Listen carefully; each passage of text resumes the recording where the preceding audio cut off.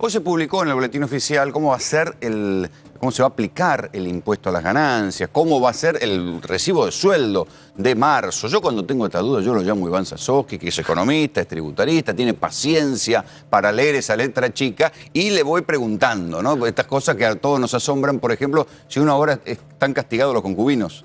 Bueno, sí, en realidad ya venían, porque la ley del impuesto... Atención, muchachos, a casarse, viejo, porque te castigan con ganancias. La ley del impuesto a las ganancias prevé el matrimonio como institución y bueno, a partir de la ley de matrimonio igualitario sí hubo una reforma para unificar, porque encima era muy discriminativo, porque hablaba de deducciones en cabeza del marido, pero bueno... respecto a lo que vos estás planteando, sí, hoy se publica la resolución de la AFIP que obliga a los empleadores y les da las pautas para saber cómo tienen que retener, que es en definitiva lo que le importa a la gente, porque es en definitiva... Sí, la guita que vas a cobrar. Totalmente, cómo se liquida el recibo de sueldo.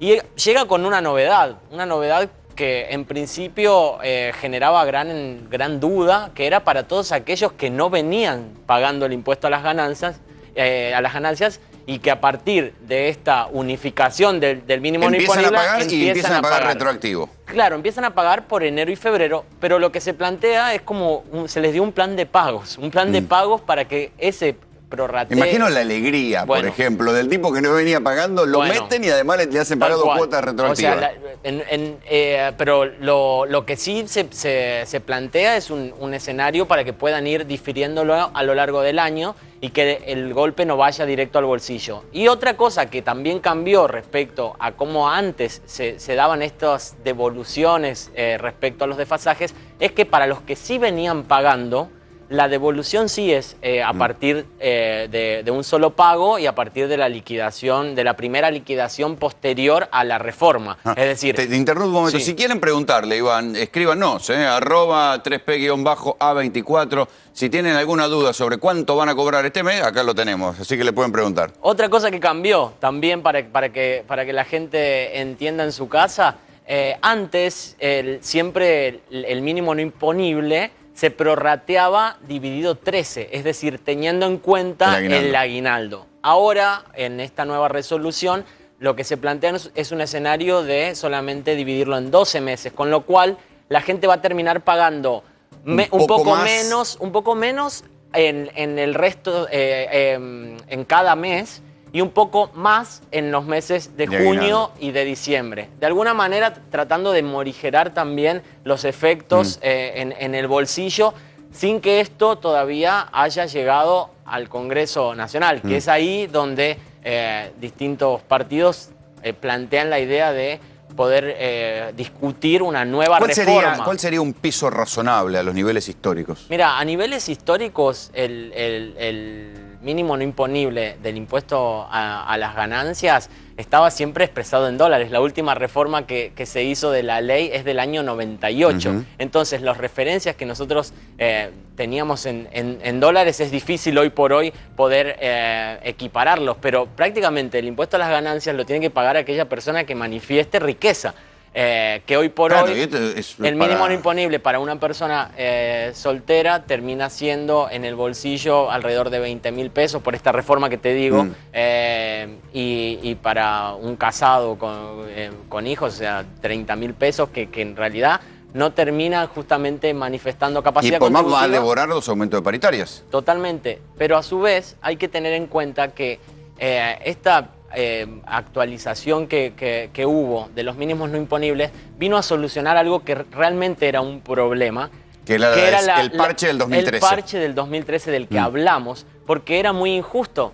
Gente con sueldos de hoy podían estar cobrando cualquier cantidad de dinero sin pagar un peso de impuesto a las ganancias. Entonces, había 14 mínimos no imponibles hasta que salió el decreto el otro día. 14. Imagínense lo que era la técnica y lo que realmente complicaba y lo injusto que podía llegar a ser, porque uno terminaba atado a una lotería que fue tu sueldo al 31 de agosto del año 2013 y que eso te terminaba condicionando para el resto de tu vida, incluso...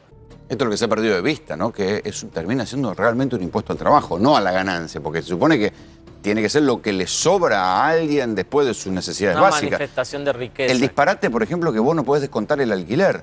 yo soy empresario, puedo descontar mi alquiler de ganancias. Sin embargo, si vos sos empleado, no puedes descontar el alquiler. Un disparate. Sí, eso ocurre desde siempre. O sea, eso nunca cambió. Eso nunca se tuvieron las suficientes...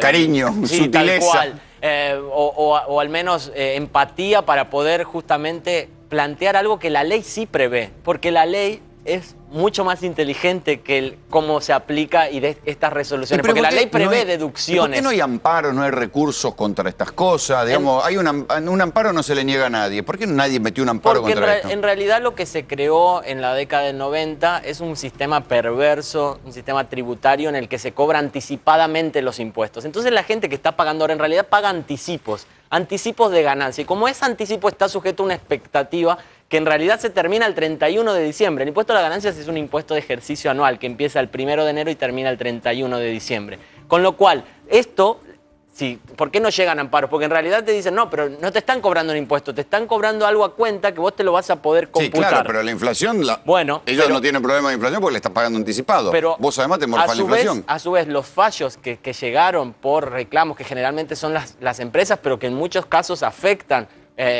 también a la determinación de las personas físicas e indirectamente de los empleados, llegan después de años y años. O sea, ahora por ahí están apareciendo causas que son de la década del 90. ¿Técnicamente va a haber gente que va a cobrar menos este mes? ¿Mucha gente que va a cobrar menos respecto al mes pasado? Sí, va a haber gente que puede llegar a cobrar menos, claramente, porque justamente el beneficio del decreto... A ver, pregunta para vos. Sí. Mi sueldo bruto es 26.000, tenés un minutito para contestar. ¿Cuánto voy a pagar de impuestos? No estaba pagando por el decreto del 2013. Soy soltera y sin hijos, gracias. Bueno, tenemos mala noticia para vos, ¿eh? No, sí, igual va a pagar, o sea, el mínimo no imponible ahora con esta reforma es cercano para el soltero sin hijos. 18.